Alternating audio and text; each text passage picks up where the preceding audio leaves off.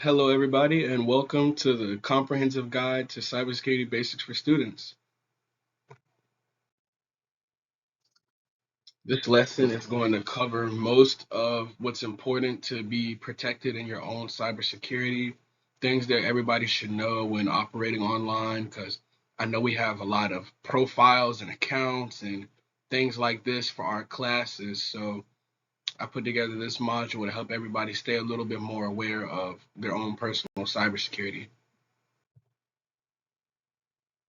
Let's start with the introduction. We're going to start with why cybersecurity matters to us, an overview of what we're going to go over in this module, and I'm going to explain the impact of cyber threats on personal and academic life in the introduction. So, why does cybersecurity matter? First of all, it is immensely important in our interconnected world where digital technologies underpin almost every aspect of our lives. The increase in frequency and sophistication of cyber threats pose significant risk to individuals, businesses, and even governments. Like I said, there's more and more cases of cyber crimes and hacking every single day. So if every individual person does their part, it'll stop a lot of that. It'll be a lot more secure for the whole of us.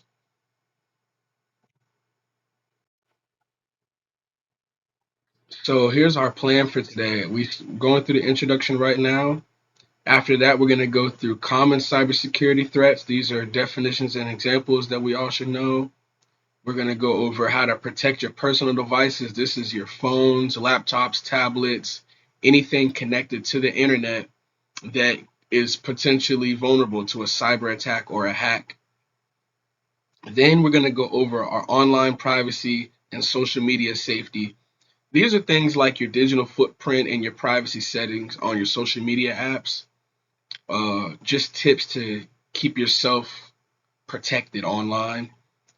And then finally, we're going to wrap it up with safe internet practices. This is recognizing what websites are and aren't safe to go on to, downloading the wrong things online that could be potentially harmful to your devices and your personal safety.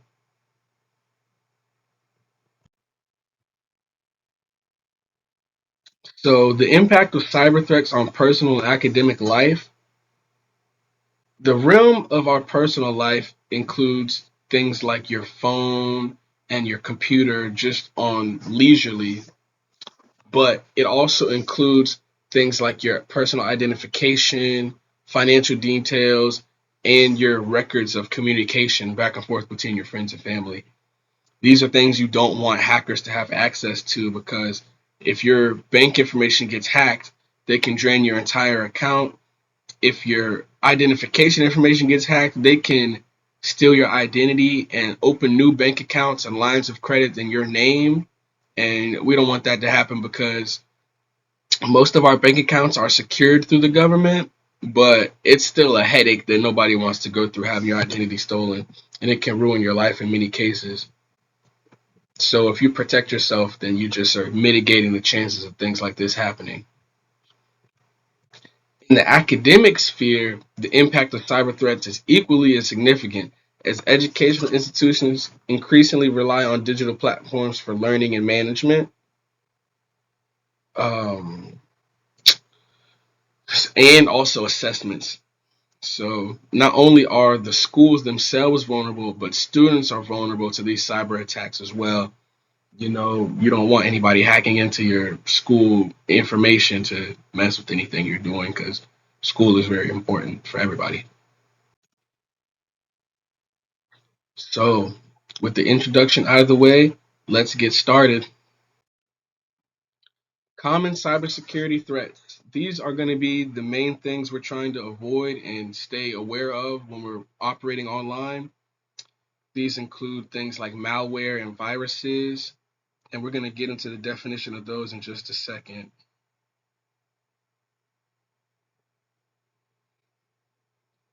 The definition of malware on Google is software that is specifically designed to disrupt, damage, or gain unauthorized access to a computer system.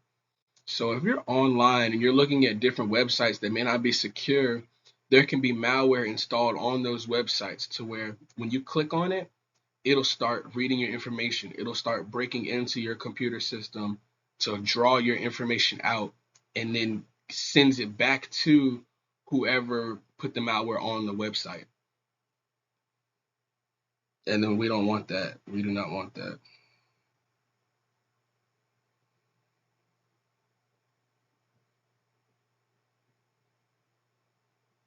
So the definition of a computer virus is basically malware that spreads itself. These are lines of code embedded into files and websites, even videos and pictures. You could get an email with a picture and you're fine until you click the picture and follow that link. The picture opens up. Now you have a virus that's jumped onto your computer and essentially does the same thing as the malware. It opens up your information to other people, or even there's certain viruses and malware out there that will give somebody remote access to your computer.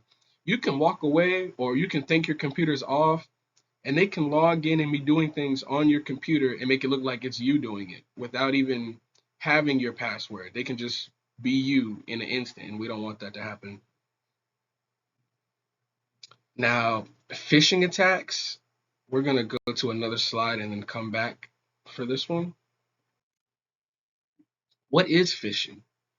The fraudulent practice of sending emails or other messages uh, perpetuating to be the form of reputable companies in order to induce individuals to reveal personal information such as passwords and credit card numbers.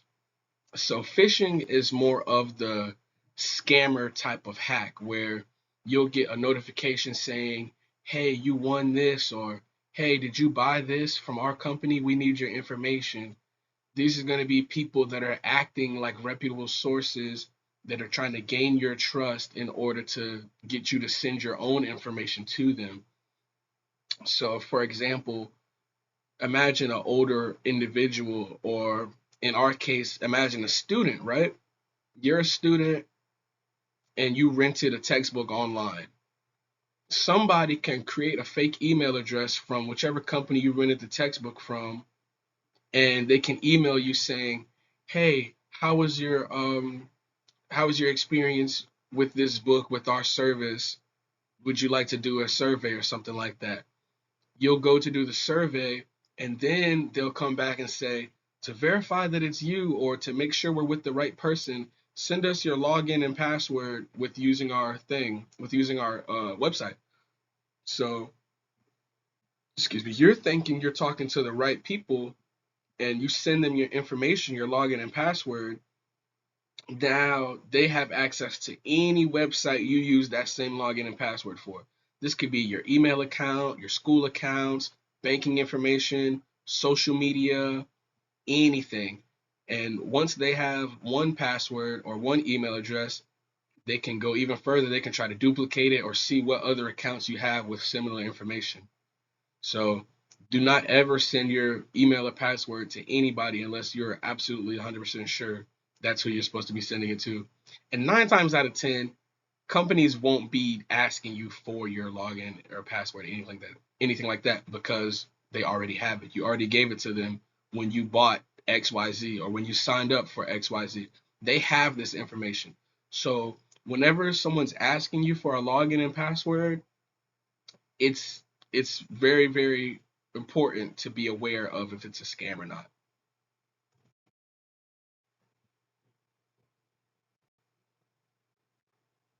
Now let me go back.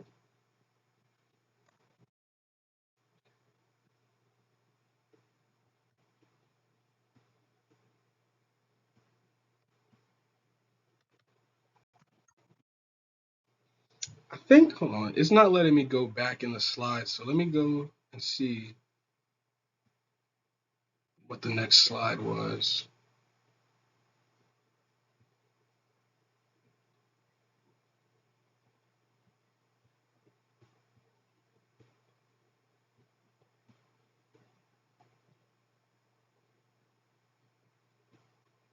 Ah, yes, social engineering. So social engineering is another way for hackers to get your information.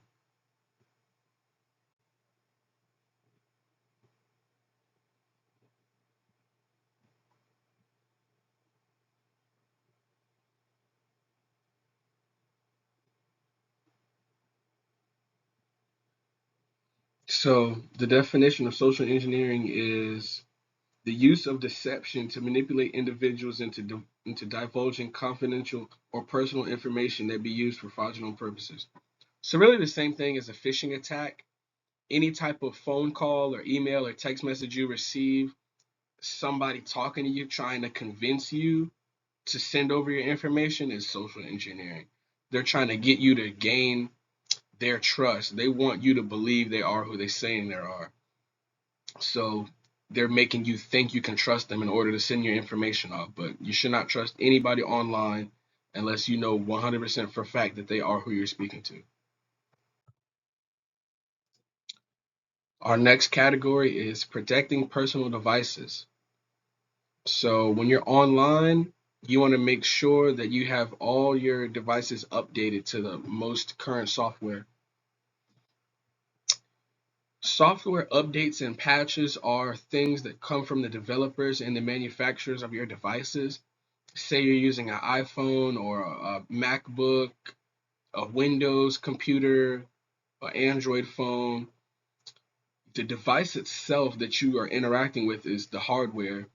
The software is the operating system, the computer side, the inside, the thinking part of that device.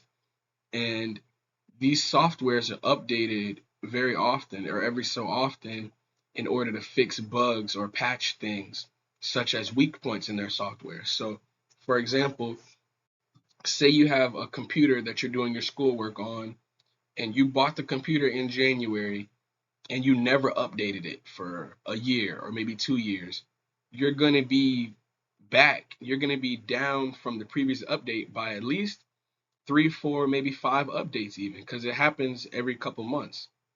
So, what a hacker would do is they can target the older computers because as every update comes out, the hackers are developing ways to bypass the operating system security. So, every time a software update comes out, they're going to try to figure out a way to find the weak point in the software to gain your information. So the second an update comes out and you download it, you're automatically closing off all those windows of the previous bugs and the previous weak points of the last update. So if January update 4.0 comes out and March update 5.0 comes out, by the time March comes and you update to 5.0, anything that the software manufacturer seen that was not up to date in the previous update will already be more secure for you when it's time for you to update your phone or computer. So next we're going to talk about passwords. I know you all seen whenever you're updating a new or you're signing up for a new service, they say use a strong password. And all the suggestions they give is really what you should be doing.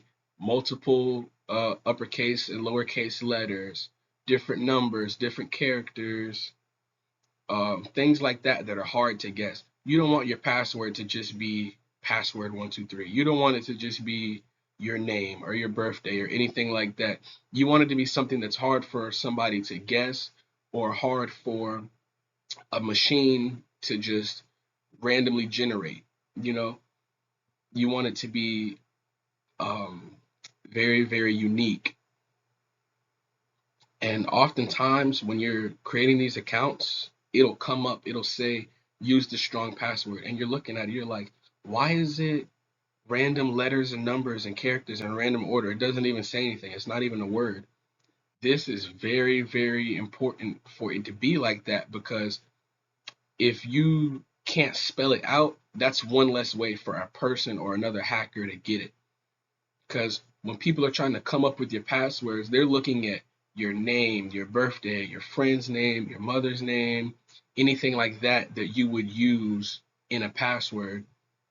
But if it's not a word and it's not a set of numbers or anything like that, like a specific date, that's automatically less ways for them to get in access. And then password management tools. I know Google has one. It's called Google Passwords. It's a very easy way to track all your passwords, especially the ones that are, like I said, the strong passwords with just random numbers and letters and characters. because those are hard or almost impossible for you to remember all of those because, like I said, they're not regular words. So Google has a couple. I know there's some you can download and pay for yourself, or even just writing them down on a piece of paper and hiding it away somewhere you know is secure that nobody else will have access to are all good ways to keep your passwords in order.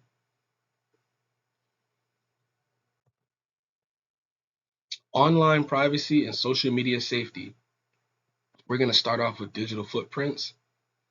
Your digital footprint is everything that you have ever posted online or uploaded to the cloud.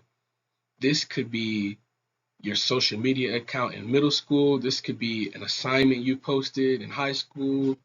This could be your current social media, your Instagram and your Twitter that you're using right now.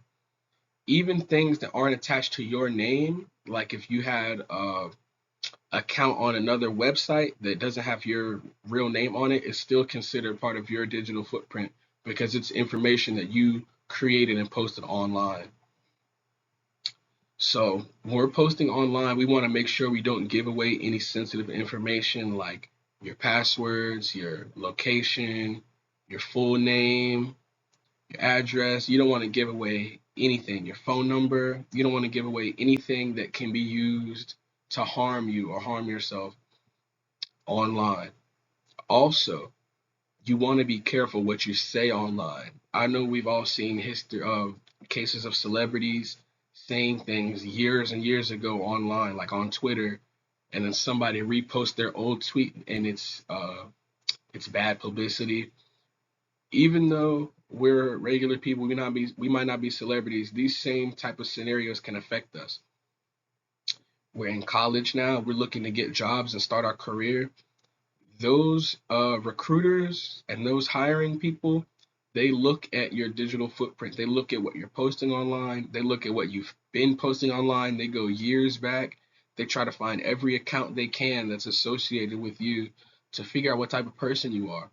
And we might not all be bad people, but sometimes you can say something online that might have been a joke at the time, but that's not something you want your hiring person to see. Like, I know everything we say online might not be professional and it might not be courteous or politically correct. You want to minimize that as much as you can. You don't want future job offers to look at things online and think that's a representation of you because that's what they're going to go off of. And then privacy settings. So we all download apps on our phone and certain make accounts for websites on our computer, and then a window will pop up. It'll say privacy settings, something like that. And most of the time, we just click past it or we just click accept because we're excited to use our new software. But you want to take a look at this because they're asking you, can they have access to your files? Can they have access to your camera, your microphone, your contacts list, banking information, anything? So if you have the option to click off those certain options, click off as many as you can that's reasonable for you. Not every website needs to know your contact information, your banking information, um, your address, anything like that. They don't need to know that, so why would you give them that information? That's just less information that you're putting out and giving people access to online. If you just let every single website get access to all your files and all your information, that is way, way more room and more space for hackers to get your information.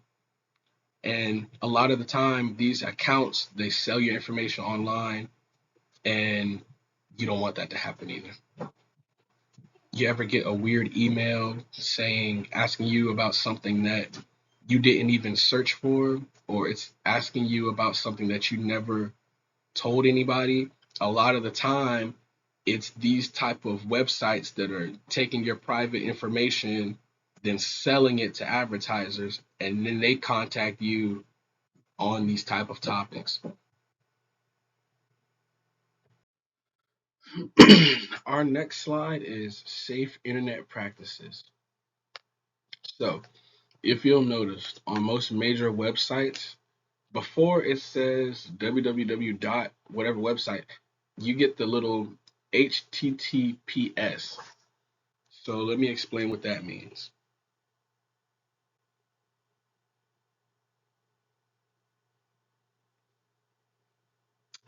It's an acronym for Hypertext Transfer Protocol Secure. HTTPS is a protocol that secures communication and data transfer between the user's web browser and a website. So if you just see HTTP, that means that the connection between you and the website is not necessarily secure. So if you're on, I don't want to say a major website, if you're on a smaller website that's not secured and you're chatting, you're sending information, you're sending files, images, videos, whatever, and it's not secured, a hacker can just go in the open air. They can go into the cloud and drag any information they want out of that connection you have between the website. But if it's HTTPS, then all that information is encrypted and secured, and it makes it immensely harder for hackers to get information off of these websites. So look for the S and make sure that you're browsing in a secure fashion. After that, you want to avoid suspicious links. Say you get a notification, an email, a text message, or even just a DM online, and it's just this weird link somebody sends you. Hey, you were voted #1 on this website, or hey, here's a discount to so and so, or we want you to be a brand ambassador. I know you've all seen these before. Do not click these links. They can be malware, they can be viruses, anything can be on the other side of that link, and you don't want to open yourself up to those possibilities. And how to recognize suspicious links. So, for example,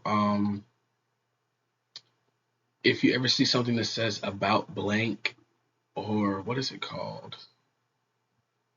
Bitly. Have you ever seen bit.ly? A lot of Bitly links are from people that are trying to get your information. So don't click a Bitly link, or say someone sends you something and it's TikTok, but it's TikTok with three T's, or Instagram with two I's, or Cash App with two P's, anything like that where you know that it's not the right URL for the right website, don't click it, because that means somebody's trying to trick you into clicking this link and get your information out of you. You don't want that to happen. Recognizing secure websites. Anything that says .gov is most likely going to be a secure website, or